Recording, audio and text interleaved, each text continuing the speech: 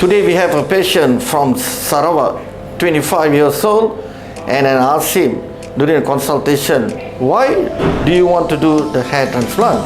The first is his confidence level is down and he wants to look good and handsome. Today is day 2.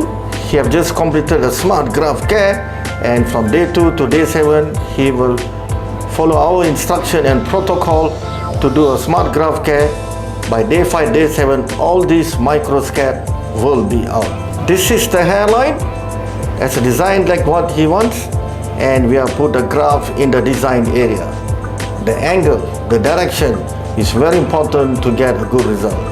This irregularity to give him a natural hairline.